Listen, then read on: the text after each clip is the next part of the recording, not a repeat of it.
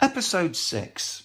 We open with many news reports as channels flick between huge crowds forming outside the Vatican, waiting for the Pope to officially confirm that a man really has come back from the dead, and is this the second coming of the Messiah? Further reports show the insane media frenzy, talk shows, Twitter, YouTube, and even major record companies offering astronomical money to sign up a record deal with John Lennon. It's now Monday morning, more than 24 hours since the guy's live broadcast. Martin and John are asleep, still sat in front of the TV, with food trays on their laps.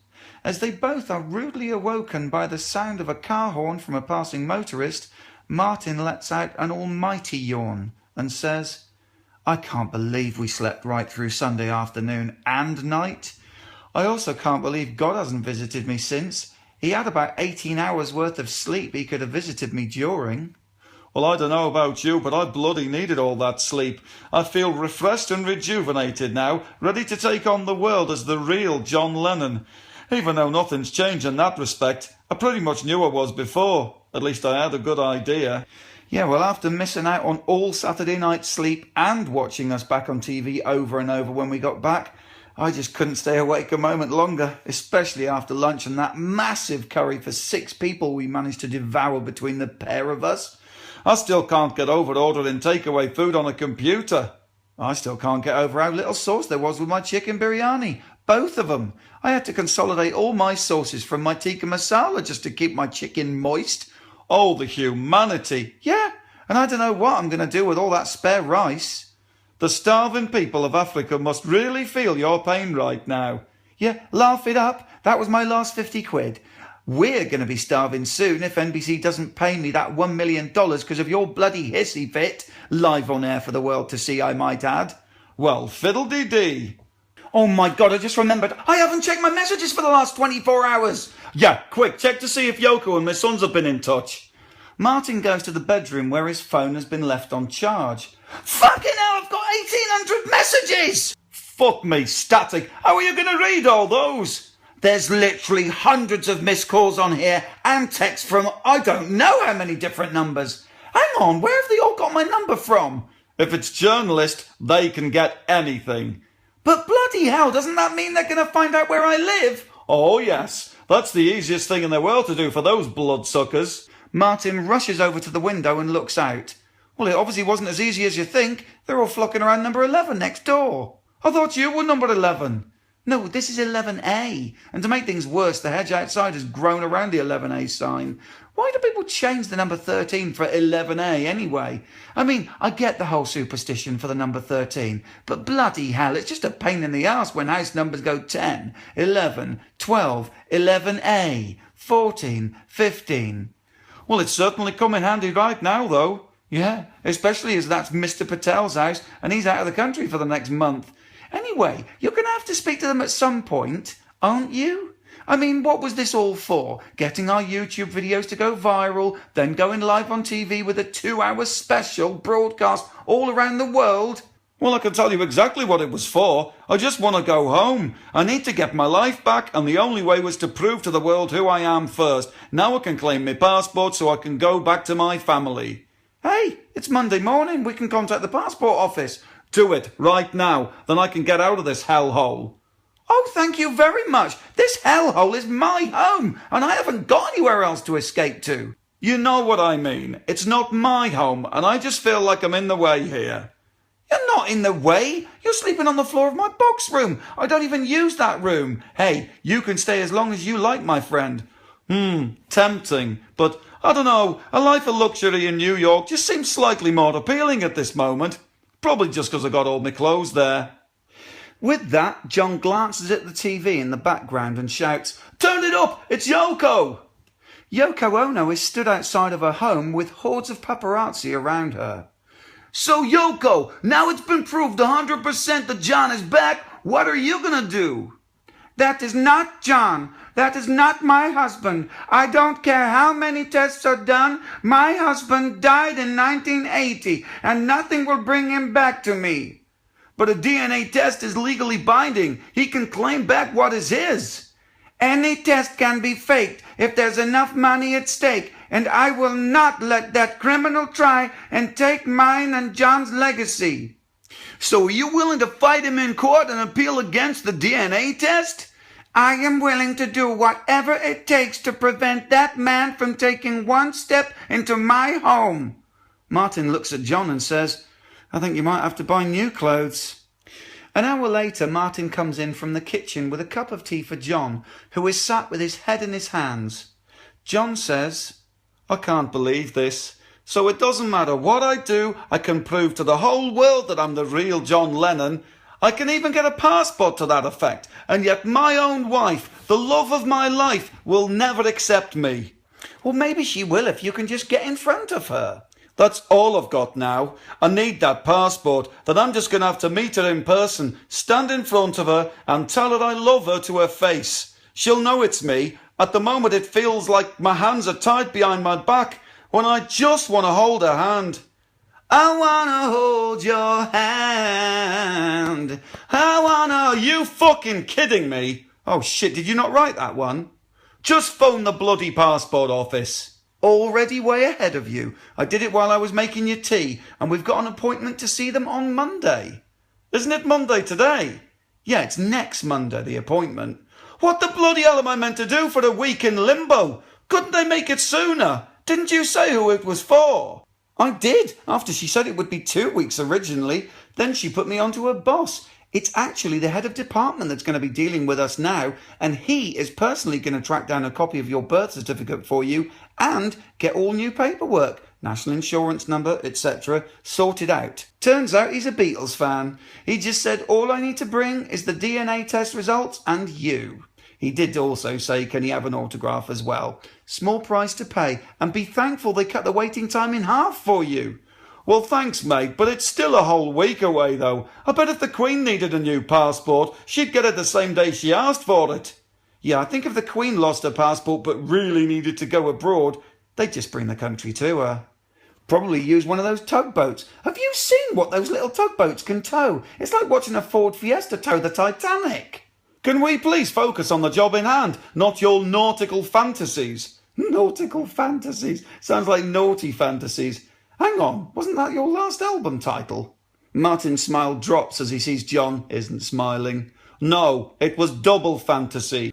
OK, well the bottom line is we have 7 days to kill, and if you're not interested in talking any more to the press until you've spoken to Yoko first, it looks like we're just going to have to sit tight and be prisoners in my little hellhole for the next week.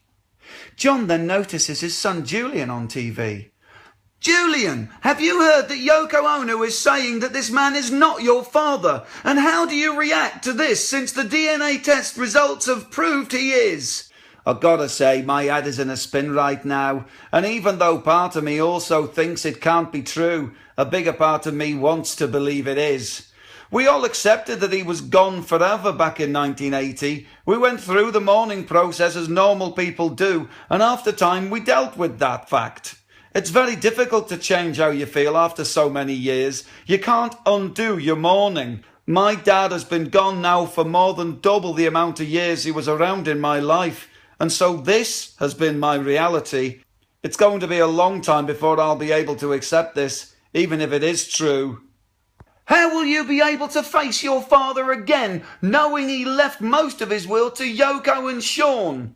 I'll admit, it's been a struggle knowing that my dad thought less of me than Sean and Yoko. It was difficult when he was alive, feeling like you were forgotten, and made all the more painfully clear when he died and left nearly everything to them and very little to me. I just had to make my own money and try to make peace with my dad in his absence. But I've always wanted to just be given one last chance to speak to him and ask him why he just didn't love me as much. So are you going to meet up with John and ask him? Nothing has been arranged at this early stage, and I'm currently staying with friends for the next week while we prepare for their wedding. And so right now, we'd just like to be left alone, and I have a lot of thinking to do. With that, John says, that's it. We're going to find Julian, and I'm going to apologise and put everything right. OK, I don't know where to start. I'll do this chronologically. 1. We're trapped in my house because you're hiding from the paparazzi, and there's a horde of them outside, albeit the wrong house. 2. Julian lives in Italy and you don't have a passport. 3. If he did want to see you, and we've had no indication he does, we have no way of getting his address. The most I could find out was that it's a tiny village with less than 1,000 people living in it. Not a problem. 1. We wear disguises and walk calmly out of the front door. Let's face it, we're just the house next door to where John Lennon is hiding. Let's just hope they don't want to interview the lovely ladies next door. John affects a Monty Python-style female voice quite badly. We haven't got to both dress up as old ladies this time, have we? Yes, I had to do it last time, and what's good for the goose is good for the gander. Hang on, we're both males. You mean what's good for the gander is good for the other gander? Doesn't have the same ring to it, does it? Anyway, number 2. What was number 2 again? Julian lives in Italy? Passport, etc.? Yes! John shouts with such vigour that Martin jumps a little. We can take a small sailboat to Italy and arrive in the dead of night. I'll happily swim ashore if it means I can avoid having to show a passport. But I don't know how to bloody sail. That's all right, I do. Really? You can sail? Oh yes, not just a pretty face. Well, I'm not a pretty face. And you've got that nose. Yes, thank you. Anyway, number 3, we don't need to know where he lives exactly, just where this wedding is being held of his friends. But we don't even know his friend's name, though. Seriously, Italy is a very big place. Are we just going to start phoning around everyone in Italy, ask them if they know anyone who's getting married in the next week, and do they happen to be close friends with John Lennon's son? Let's see that news report again. Martin cues up the part where Julian Lennon is being interviewed and says, "Oh my God, look at the red banner at the bottom of the screen. It says Elba Island." Doesn't sound very Italian, does it? Well, I'm Googling it as we speak, and yes, it's near Tuscany and is apparently about half the size of the Isle of Wight. It says Napoleon Bonaparte was exiled there for 9 months back in 1814. Sounds nice.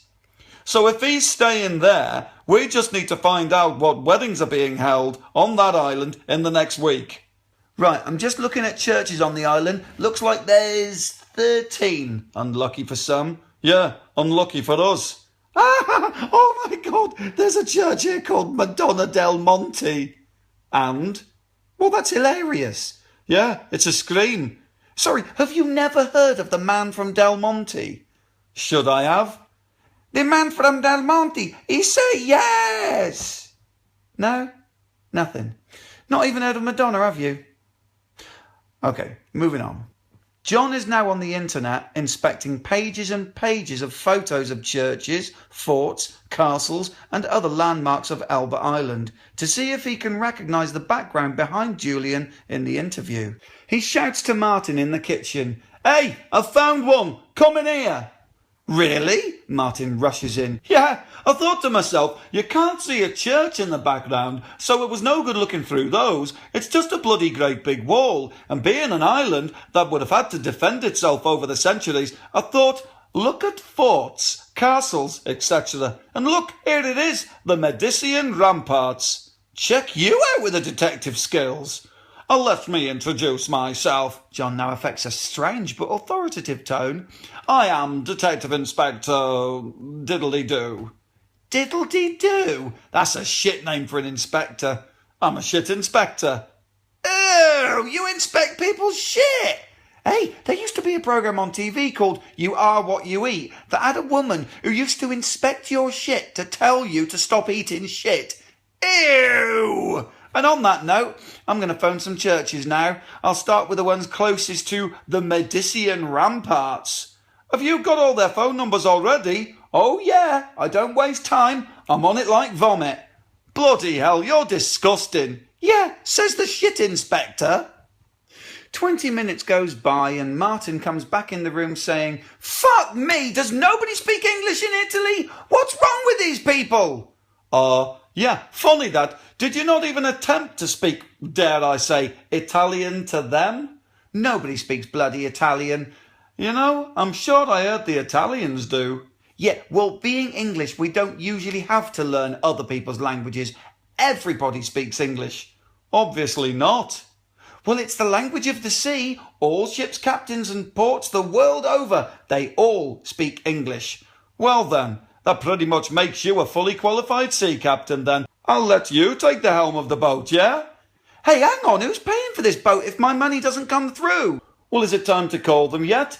Is the accounts department at NBC awake at this time? They'll be 5 hours behind us. Oh my God, it's nearly 9 a.m. for them. I'm phoning now. Half an hour later, Martin comes bouncing in the room like a spring lamb. He says, "Right, I just got off the phone with a very nice lady in the accounts department, and apparently they're still honouring the $1 million. But apparently you caused £4,600 worth of damage to the set and equipment in the UK studio when you had your bitch fit." Only 4,600? That's not very rock and roll even in 1980 money. Yeah, I thought that was very reasonable. I told them they could round it up to 10,000 if they needed the money so much. Still leaves me $990,000. Did you say they could have $10,000 or £10,000? Oh shit, I said £10,000. I wasn't thinking about the exchange rate. I've gone and bloody given them way too much money just to sound cool. That's what you get for being cocky. It was a nice round figure and I like things to be neat. Looking at the mess in every room in your house, I find that very hard to believe. Well, I like my money to be neat anyway. What money? You said yourself you barely have enough to get to the end of each week. Yes, but I have coins. I like to put them one on top of the other in order of size, make little coin towers. Have you really got nothing better to do? Worse still, I get all OCD until I've got them in £1 bundles, and then if I have a few bundles, I get restless until I have £10 worth. I think I've got a problem. You only think? Anyway, what's OCD? Oh, one of the many things people have wrong with them nowadays that you didn't hear about in your day. Everyone seems to have something wrong with them now. OCD, ADHD, deet diddly deet fiddly dee. Hey! Is that your musical nervous twitch kicking off again? Yeah, but I'm all right, happy in my own little world. What, back on your home planet? Nothing too much wrong with me that $1 million won't fix. Now let's see what it translates to in pounds sterling. A base for that bloody camp bed, I hope. I'm still sleeping on a 1-inch thick travel mattress on a floor, and yet I'm the real John Lennon now. I think you were the real John Lennon before. Yeah, so now I'm even realer. I'd at least like an upgrade to a proper bloody bed. Hey, as your guest, why didn't you let me have your bed in the beginning and you sleep on the bloody floor? 1 word, 2 syllables. Bed bugs. That's 2 words. And anyway, how come you don't have a problem sleeping with bed bugs? We've agreed to live in perfect harmony together. We're trying to set an example from our bed to the rest of the world. It's like 1969 all over again. Martin types a few numbers into his laptop and says, "Right, I've just looked up the exchange rate and $1 million works out about £644,600. Shame you didn't just give them the 4,600 then. You'd have had a nice neat 650,000 left. Ah, bollocks. Either way, my money problems will soon be over the moment that money hits my account later today. What time? Well, if they're 5 hours behind, that makes it 10 a.m. there now, and it would be leaving their account apparently around 3 p.m. New York time, and should be in mine shortly after. So at just after 8 p.m. tonight, I become a millionaire. Well, at least in dollars anyway. You won't even be a millionaire in dollars with only 990,000. Oh, fucking hell, I'm still not going to be a millionaire. All I ever wanted was to be a millionaire, even in dollars. Martin, let me tell you something about money. It comes and goes. It's only the memories that stay with you. Yeah, and I'd at least like to have some memories of having money. With that, there's a loud knock on the front door. Shit, they've worked out we're in the house next door. Quick, check the window. Martin rushes over and presses his eye up against the glass. I'm looking, but I ain't seeing. I can't see that there's a horde of paparazzi at our door. They look like they're all still at number 11. Hang on, what am I thinking? I can check through the little spy hole thingy in the front door. Go on then, but don't make a sound. Martin tiptoes to the front door and slowly slides his face up to the spy hole. Oh my God, it's Natalia, he whispers far too loudly to John, whilst waving his arms about.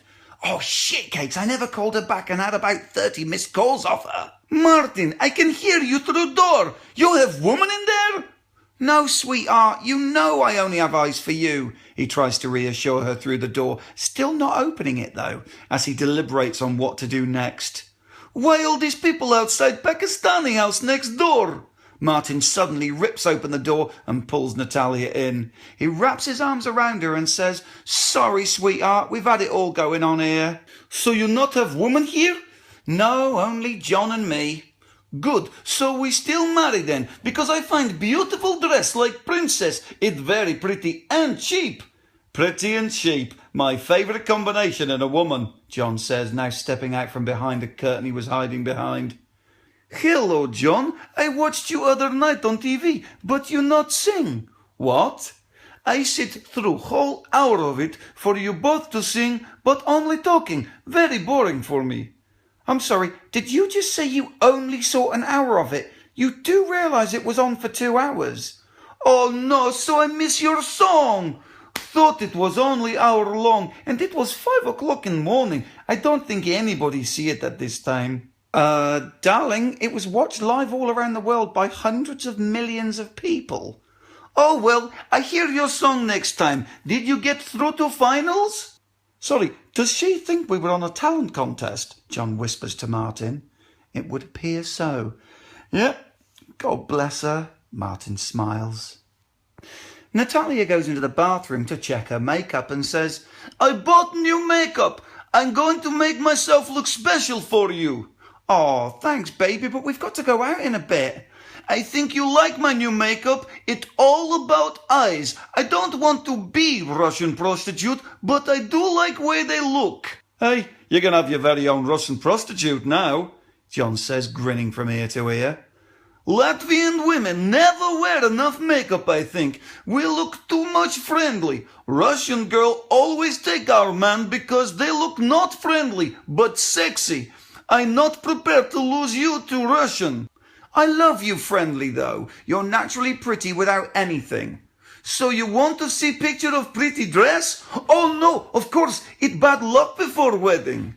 I think it's bad luck if we stay here much longer. It's only a matter of time before the wolf pack outside realise they've got the wrong house.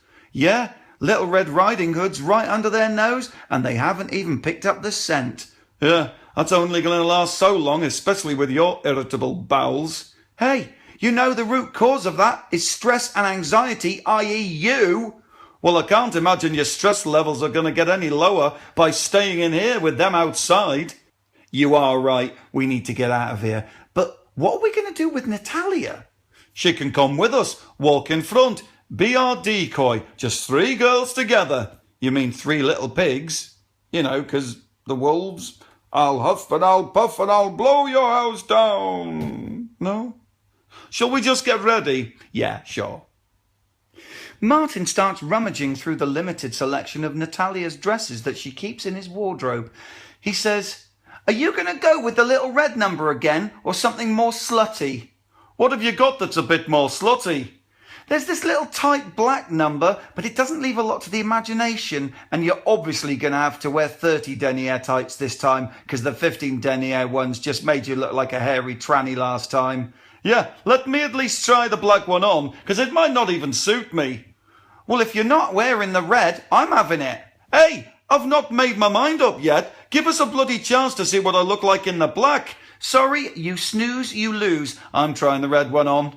Well, I hope I look okay in this one, because I'm not wearing the green one. Made me look pale. With that, Natalia walks into the bedroom saying, You see, it's all about eyes. Martin and John look back at her, both struggling to put on their dresses. She looks confused, but strangely calm. Martin says, Hey, baby, look at you with your beautiful makeup. Martin, why are you wearing my dress? Fancy dress? Yeah, we got to look totally authentic. No one can know we're men. You don't mind us borrowing your clothes, do you? No, I just think that black one does not look good on John. Did you try green one? Yeah, it wasn't for me. Yeah, he thought he looked pale in it. I did look pale in it. You even said I looked pale in it. He did look pale in it. You not worry, I do your makeup. You not look pale anymore. Sometime later, with John now wearing the green dress, which definitely suits him better, Natalia is applying the finishing touches to John's makeup, and Martin shouts out from the bedroom, "Bloody hell, you had the last decent pair of tights! These have got a huge ladder in them, and as I'm not willing to be wearing hairy trannies tights, I'm just going to have to wear the 100 denier ones. The bloody winter warmers." Ah, stop whinging. I look like a bloody Oompa Loompa. Martin has to see this and rushes into the bathroom to find John sat on the edge of the bath with Natalia kneeling as she applies the last strokes to her work of art.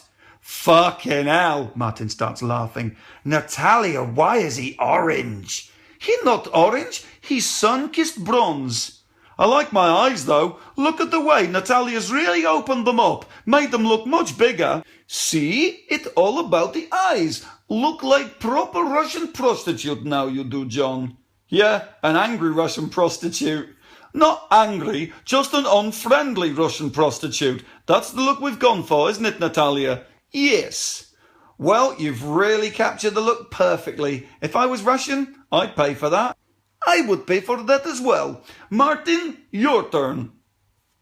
As Martin is sat there having his makeup caked on, he says to Natalia, "Sorry I didn't get a chance to answer any of your calls and texts. I was exhausted yesterday after our TV appearance." "So long as you're not with another woman."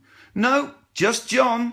John walks in with his hand on one hip, wearing his final ensemble, a flouncy green dress, black tights, bra packed full of toilet paper, red high heels, a floppy summer hat, and big sunglasses. He says, "What do you think?" John then removes the glasses and says, "If I wear the glasses, you don't get the full effect of my eyes." He then puts them back on. "But then I'm covering more of my face with them on." "Well, just think, what are you trying to achieve from this?" "Good point. I'll take them off, but carry them in my handbag, in case I do need them." I did not expect him to say that. The guys bag up a load of man clothes to change into when they're safely away. Thankfully, Natalia reminds them to take a pack of makeup removal face wipes. Martin realises just how invaluable she's been from the beginning and says, "You do know I love you, don't you, little sausage?" "Silly bear, I love you same amount but with extra sugar." "Sweet." "So tell me, where are you actually going and how long will you be gone for?" "Well, John and I are off to Italy for 7 days. I'm sorry it's so last minute, but he needs to see his son, and that's where he is." "Why you dress like ladies?" "Because we don't want anyone to recognise us." "Those people outside, they're wanting you." "Yes, they're after John actually, but he just needs to keep his whereabouts secret right now. We need to smuggle him into Italy discreetly, as he lost his passport, and this can't wait." "So you did get through to finals, and now everybody wants you, just like Susan Boyle."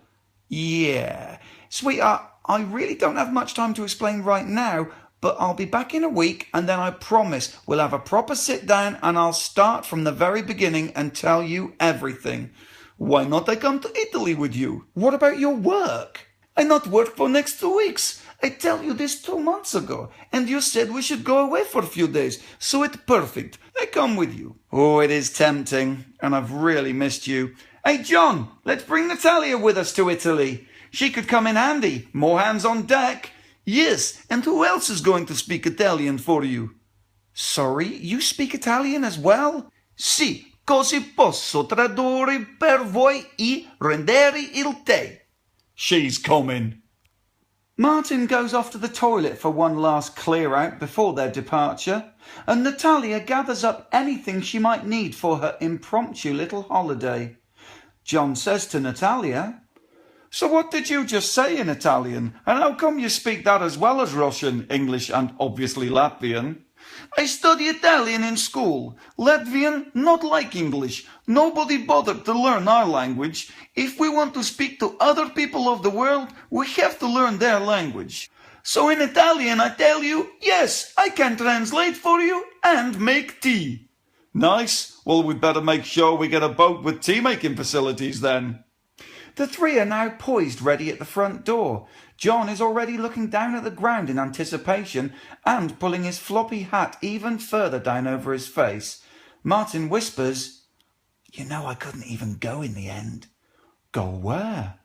"He mean to toilet. Martin have toilet trouble." Yep, I think I'm now constipated. Well, you can't blame that on me. "John, I can blame everything on you." Boys, are we ready to go? "Yes, I was just waiting for someone to say when." Bloody hell, I'm stood here like a spare prick in a dress, hiding behind a door, and no one knows who's in charge. Do we even know where we're going to? "Yes, we're heading for the coach station. We want the overnight coach to Southampton. That's where most of the yachts go from." Right, well, let's just get on with it and stop just talking about it, yeah? "Okay, I'll open the door. Natalia, you walk out first and we'll follow behind you. Turn right out of the gate and we're heading for the town centre." Martin opens the door and looks down, putting on sunglasses as he steps out right behind Natalia, with John bringing up the rear. As Martin slowly looks up, realising he will need to look where he's going at some point, he sees a flood of paparazzi rush towards the gate and immediately holds back as John walks right into him with a quiet swear word from both of them. Natalia continues forward into the sea of camera flashes and just stands there, waiting to answer questions as though they were there for her. "Are you aware that you've had John Lennon living next door to you?" "Yes, he is very nice man, and Simon Cowell should let him win." "So he is currently in negotiations with Simon Cowell?" "I think negotiations are pointless. When you have clear winner, the public will decide." Martin and John slowly turn an about face and waddle in their heels back towards the front door, realising there is clearly no escape out this way. "Would you say you're romantically linked to John?" "No, we keep things professional. I like look of John, and he only recently tell me how good I look as Russian prostitute. But we can never love, as I have man who would not like me to, and I cannot leave him." "So has your pimp already threatened John?" "I go now." Natalia quickly turns around to the shouts of a barrage of questions and walks briskly back into the house and slams the door. "Well, that went well," Martin says with an unsurprising degree of sarcasm. "I think we need another plan. How else can we get out of here?" "Well, it's a shame I only recently bricked up my underground tunnel network and I've literally just lost my pickaxe up my fucking ass." "Okie dokie, he's gone mental. Does anybody else have an idea?" "We could escape across roof out of sunlight." "Hey, that's not a terrible idea, you know. It's a long terrace of houses. We could go across the rooftops and end up down the road. But how do we get back down? Even if they had a skylight like yours, we'd have to smash it and still wouldn't have a ladder to get back into the house so we can run out their front door." "Oh, I have a better idea. In the attic at the highest point of the roof, there's quite a large hole, which if you put your head over and into it, you can see through all the attics of these houses. We could discreetly work our way down the road through the attics, and then we come down the loft ladder into number 1 Acacia Avenue and creep down the stairs and sneak out of their front door." "Right, it's a plan. Let's go." Through the darkness of the attic, a small torch can be seen, as well as the light from 2 smartphones. "Remember, stick to the rafters." "What bloody rafters? I can barely see a bastard thing." "John, your language!" "Sorry, Natalia." As they scramble around in the blackness, trying desperately to stick to the rafters, Martin says, "Oh, I just remembered, I've got bugger all money till later on. Natalia, could you please lend me the money to buy the coach tickets and I'll give you it back after 8 p.m. tonight. Trust me, I'm good for it. Very good for it." "Yes, of course, sweetheart." The trio get more and more filthy as they work their way through all 7 attics. It's not so much the walking through, it's the climbing over each internal wall to get access to the next attic. It's made all the more difficult that John and Martin are still wearing high heels and dresses, as opposed to Natalia, a real woman who's far more practically dressed, wearing stretched tight black jeans and a large black jumper. 7 attics later, and many more swear words from John, Martin says, "Wish I'd thought of putting my trainers on for this. Wish I'd thought of not wearing a bloody dress that's probably now ruined. How am I going to get the stains out of this?" "Natalia will sort it. She's a wizard with stuff like that." "Yes, I have magical superpowers." They now reach their destination, the loft ladder of number 1 Acacia Avenue, and all pause in front of it. Martin quietly says, "Right, let's all pray that no one is home. I'm not a religious person. I don't believe there is God. Yeah, we might have to have that little discussion sooner rather than later, I think." "Just be so careful as you lower the ladder. Try not to make a sound," John whispers. Then suddenly, crash! Martin's foot goes through the ceiling. "Fucking hell, help me!" Oh my God, I thought you were stood on rafters. Yes, so did I. It's a little more difficult in heels. Natalia, you grab his left arm and I'll grab the other one. The pair of them manage to pull Martin back up, now missing a shoe. Martin says, "If there's anything positive to come from this," and there's very little, "it's told us that nobody is home. So let's just get the hell out of here before someone is, yeah?" It's not something you see every day, a loft hatch opening itself and a ladder slowly lowering down as if by magic. As the ladder finally touches the ground, Natalia is first to descend, followed by John and finally Martin, with one shoe missing. John notices something different and says, "Hang on, those aren't the tights you were going to put on. Where did these come from?" "I couldn't face the winter warmers on such a hot day. I'm actually wearing stockings." Oh, bloody hell! "Yeah, that's it. Laugh it up. They're not like with suspenders or anything. Look, they're hold-ups." Martin pulls his dirty red dress up to reveal lacy tops to his nylons. John and Natalia laugh hysterically in unison. "Hey, it's not that funny. The sticky tops that hold these bloody things up are pulling the hairs out of my legs." This just makes the guys laugh even harder. "Ah, blow it out your arse," Martin says as he bends over to put on his missing shoe. As he does, his stomach rumbles and he grabs it with both hands as though he has cramps. He says, "Oh my God, I don't think I've got constipation anymore. I think falling through the roof has jarred something loose. Oh Christ, where's the bog?" He rushes to the toilet, which luckily is in exactly the same place as it is in his own home, 7 houses down. Lucky for everyone, really, as Martin barely makes it onto the toilet seat before a chocolate-coloured Niagara Falls unleashes itself into a stranger's toilet. If he wasn't wearing a dress he could pull straight up, that could have been a lot worse.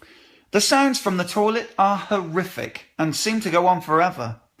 As Martin finishes off and embarks upon a more involved wiping than would normally be necessary, he shouts out, "Hey, good job I wore hold-up stockings, innit? Imagine doing that in my tights because I couldn't get them down quick enough."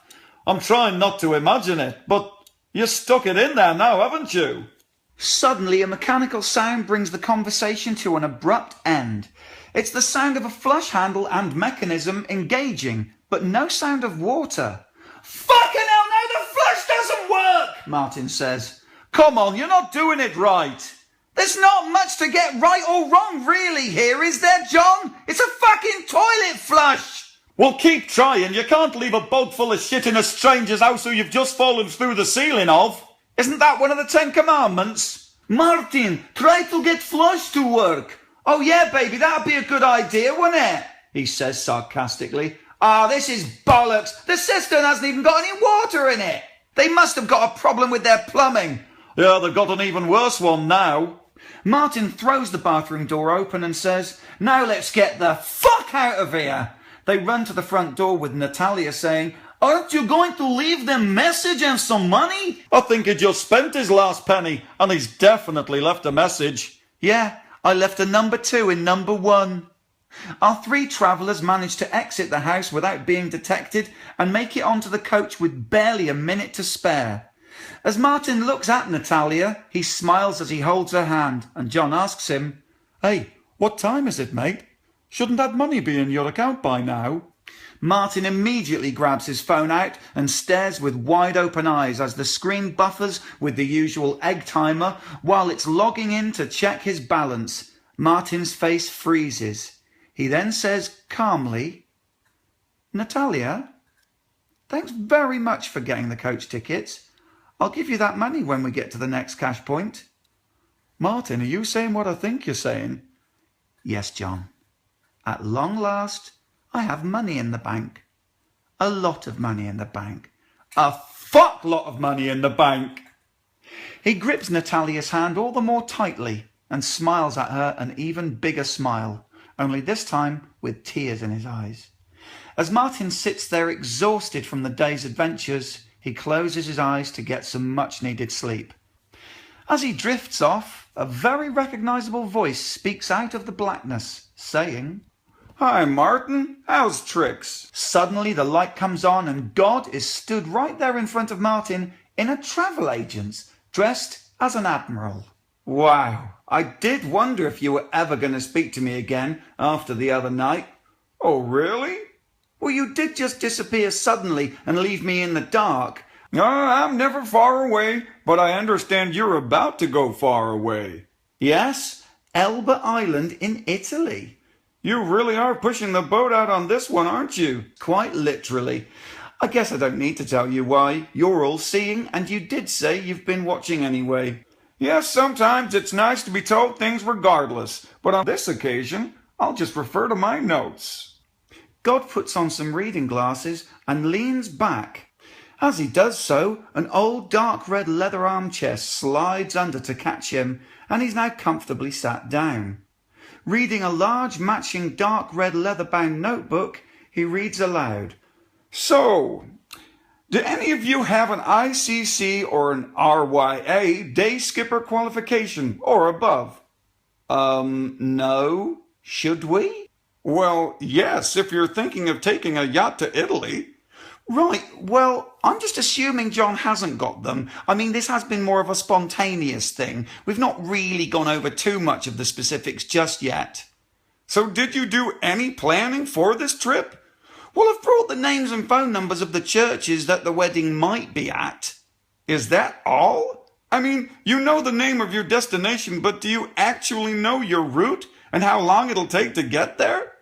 Not yet, no. We kind of just needed to get on with things, and I figured those are details I can just Google on the overnight coach to Southampton. Well, iPhone battery permitting. So you don't have any idea of how far you have to go? Well, it's only Italy, thankfully. I mean, you can fly from Liverpool to Milan in just 4 hours, so I figured probably do it in 8 to 12 hours, depending on which way the wind is blowing. Actually, try more like 10 to 14 days, depending on which way the wind is blowing. We can't take 2 weeks to get there. The wedding is sometime in the next 7 days. Did you not look at a map? God reaches up and pulls on the handle of a huge roll-down map, and a pointing stick materializes in his hand. Well, I just thought it's only Italy, not Morocco or Portugal. No, that's right. They're only half the distance by sea. You can pop in on your way there. You'll be going past them anyway. He then points out the ludicrously convoluted route that represents the quickest way to get to Elba Island. Oh, shit sticks! What am I going to say to John? I mean, this whole trip is pointless now. There's literally no point in doing it. You don't want to let him down now. You've done so well getting him this far. I'm proud of your accomplishments, and so should you be. I just really don't know what to do next. Seriously. Follow your heart. Continue on your quest, because if you don't, you've already failed. And who knows, I might even give you a leg up over the wall, so to speak. Only if I really think you need it, mind you. I do kind of feel bad about Saturday night, even though I was doing it for your own good. Yeah, you were really horrible, shouting and threatening me. I never threatened you. I was merely putting you in a tight spot to see how well you coped. Hang on, I feared for my life at one point.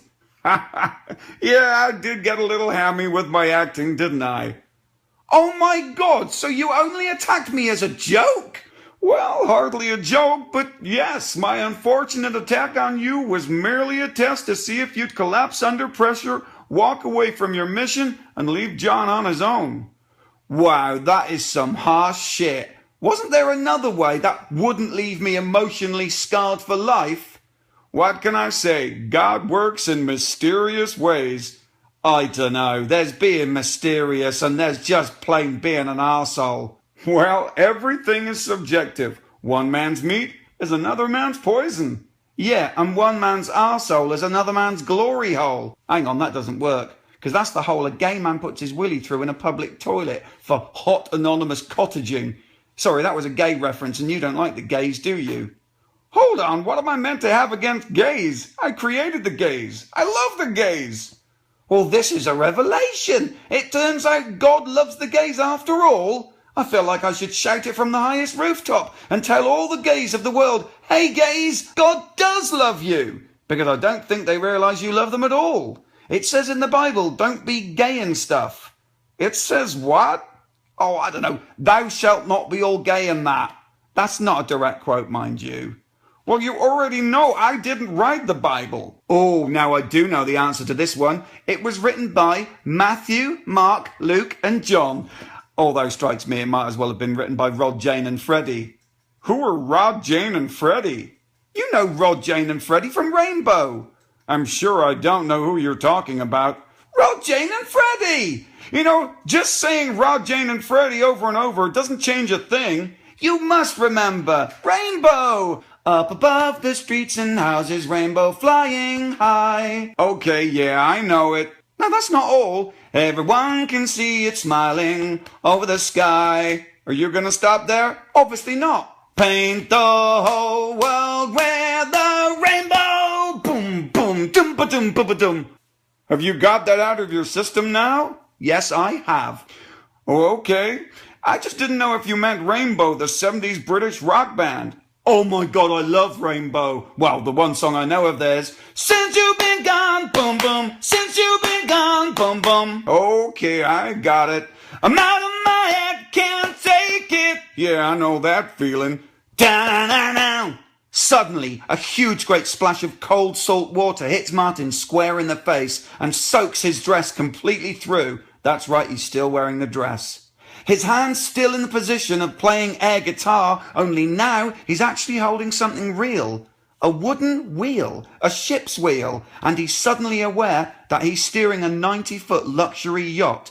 In total shock, he frantically looks around himself, trying to see if John and Natalia are there, but they're nowhere to be seen. He shouts out, John! Natalia! John! Natalia! No one answers. He is on his own now. And as he looks out to the open ocean, he sees a huge wave coming towards the boat. As the wave gets closer, swelling bigger and bigger, Martin thinks to himself, I hope to God this is a dream.